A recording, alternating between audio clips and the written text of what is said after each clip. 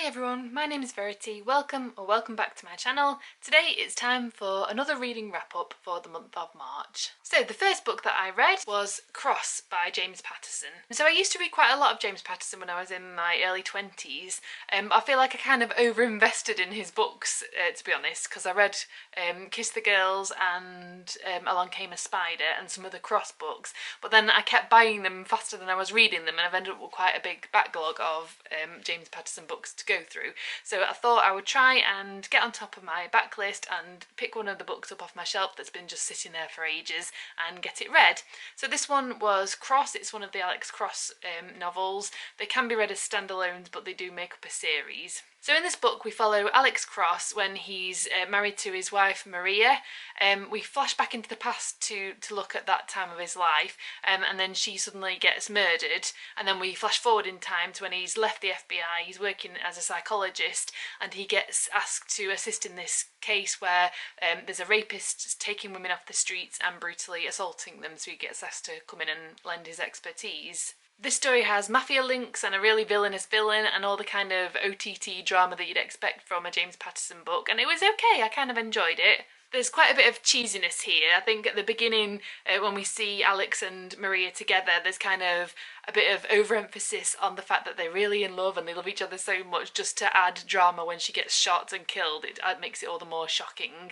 And there's a kind of bit of cheesiness where Maria's like dying in Alex's arms and it says she winks at him, which has really struck me as bizarre because I don't know who like does a wink like that when they're dying, but that kind of was a bit jarring.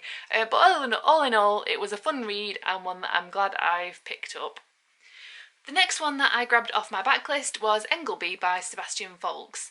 Again, this is one I'd had on my shelves for absolutely ages, and I'd again over-invested in Sebastian Faulks with kind of no intention of picking him up anymore because I read and loved Birdsong along with everyone else in the 90s, thought that was really brilliant, and then Charlotte Gray as well, and then I kind of bought loads and loads of his books again faster than I was actually reading them, so ended up with a kind of pile of them. But then I read Human Traces and I absolutely hated that book, and I think that kind of put me off picking up his other books then. So this one has been sitting on my shelf for a really long time. I think it was published in like 2006 or something, so it's been a while just sat there, so I thought I would finally get to it, and actually I was enormously pleasantly surprised. So in this book we follow a man called Mike Engelbee. We join him when he's first starting university at Cambridge, and then we flash back in time to when he's at boarding school as a much younger boy.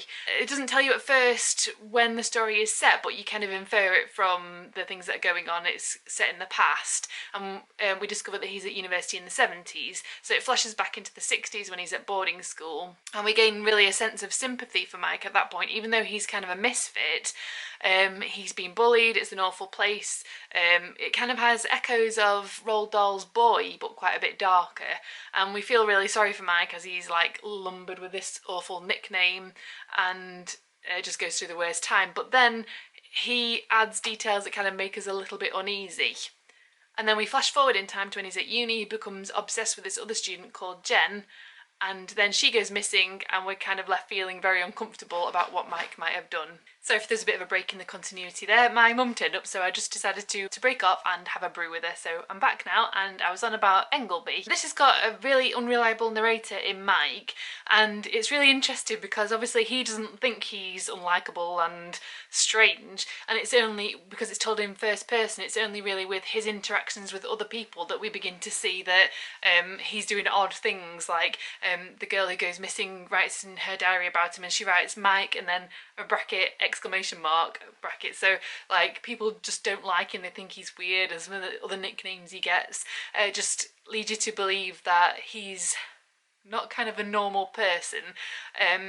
And it really, even though not a great deal happens in the book, like the girl goes missing, but then we go through his life as he moves away from uni, so it's not exactly thrilling in the sense that lots is happening, but it's really suspenseful and really engaging throughout as we follow Mike and what he does, and then when things start to catch up with him later on. The only weak point I thought in the book was the kind of middle bit where he went off doing journalism in London, and he did a few interviews with famous people from the time, so we get a bit of name dropping. There's a meeting with Margaret Thatcher, and it just kind of seemed a bit it just wasn't the most exciting bit, but that was really the only part that I didn't enjoy. I thought this was a really great book. Shame I left it so long before actually picking it up, and now I'll probably go back to some of his backlist now that I've not been put off by the other book and know that he's probably still an author that I would like. So next up, I read The Langolias, or The Langolias, I'm not quite sure how you say that, by Stephen King. I came across this one in the library, and at first I was a bit surprised why I didn't recognise the title, because you usually know them from when you see them in the panel on the inside of his books, and I was like, I don't recognise this title at all. But it turns out that it was once in the collection 4 Past Midnight, and that's not one that I've come across yet, or not read yet, should I say. So that was why I didn't know the story, but I decided to pick it up and give it a read, and I was really glad I did, because it was a great example of one of his shorter novels. So in this book we follow a group of passengers who are on a red-eye flight across America. We follow from the point of view of a pilot whose ex-wife has just died, and they all get on board this flight. They're just setting up, the flight attendants have been round, and one by one they nod off, and they wake up to find that the majority of the passengers, bar about I think it's 10, have just completely disappeared into thin air. There's no sign of them whatsoever, no signs of any struggles or anything, but they've left behind some things like pacemakers or jewellery, watches, things that have been inside their bodies that weren't part of them, but they've just completely disappeared. So this is obviously really strange, but the pilots have disappeared as well, so the plane's in trouble. But luckily we have Brian, who's a pilot, and so he takes to the pilot's chair and lands the plane. But when they get to the airport, which is in Maine, and I was kind of hoping they'd go into Derry and find weird things there, but it mostly stays in the airport. And when they get there, they find that everybody's gone there too, and they've got to work out what's happened, why everything's a little bit off, and most importantly, can they get home? At first I wasn't quite sure about this book. It took a little while to get going, but by the time it did I was really invested, and I ended up absolutely loving it. I thought it was really great, really fast paced, even though you have to suspend your disbelief for the reveal of what's happened and why they're in the situation that they are. It's one of his more fantastical explanations, sort of like Under the Dome or Insomnia. I just think it worked really well. I liked the cast of characters, and I loved that there was a really human villain to add to their troubles. There was this guy called Craig who was obsessed throughout with getting back to, he was supposed to be going to an appointment, that's why he was on the flight, and he became obsessed with getting to it, I've got to get to this appointment, I've got to get there, even though nothing's happening because everybody's gone. He was obsessed, and we find out gradually why, and he's really weird, and he turns out to be one of the most horrifying parts of the book, because they're fighting with him as well as with this situation that they're involved in. So that was really exciting, one of his better horror sequences. And there's also a return to the kids with special abilities trope that Stephen King is so famous for, which was a really nice touch. Stephen King often gets kind of maligned for his endings. Some people don't like the majority of them, but this for me was one that worked really, really well. We find out what happened, it's neatly wrapped up without giving any spoilers. Everything kind of is wrapped up and worked out, and I actually ended up welling up at the end. It was really quite an emotional end, just the right amount of emotional gravitas to really add to the book and perfectly finish it off rather than making it too much. So yeah, I would absolutely love this book. Really glad I found it at the library and would highly recommend it. Next I read Then She Was Gone by Lisa Jewell. This was actually my first Lisa Jewell book, but I'd heard so many good things about her writing and about her books that I thought it was high time that I picked one of her stories up, and I was so glad I did. I will definitely be looking out for more books by her. So in this book we follow a woman called Laurel, whose daughter Ellie disappeared 10 years ago at the age of 15 and was never found. They never work out what happened to her, and we join her in the present day when suddenly a set of remains have been found and identified as Ellie's. So although she's struggling, she finally gets this sense of closure from finding Ellie's body, and they have a burial service, and Laurel's finally kind of moving on with her life and starting to get back to some kind of normal, and she's even got a new boyfriend who she met in a coffee shop thing. But then secrets start to be revealed about what might have happened to Ellie, about who this guy she's met really is, and it all just snowballs from there, so I can't really say too much more without giving anything away. But this was an absolutely brilliant book, gripping from start to finish. I think I finished this one in about 2 days or something because it was so enthralling, and I really loved the reveal of what happened to Ellie, how it went back in time to show where she was and what was happening. It was really horrific, it was really emotional and really sad, especially this one scene, just really hard hitting but super well written as well. So this book was as great as everybody says it was, and I'll definitely be picking up more from Lisa Jewell in future because it was really excellent. And the final book for my March wrap-up, I read this on my Kindle, so I've not got it to show you, but it was No Exit by Taylor Adams. And oh my goodness, what a book. It was absolutely amazing, but it's one of those books that makes you think, like, I could never write anything as good as that. Like, what's the point in even trying? It was just that good. So No Exit's a really famous thriller in the booktube community, so I probably don't need to tell you too much about it, but if you don't know, we follow this student from Boulder, Colorado, called Darby, and she's found out that her mum's seriously ill in hospital and she needs to get back from college to go and see her.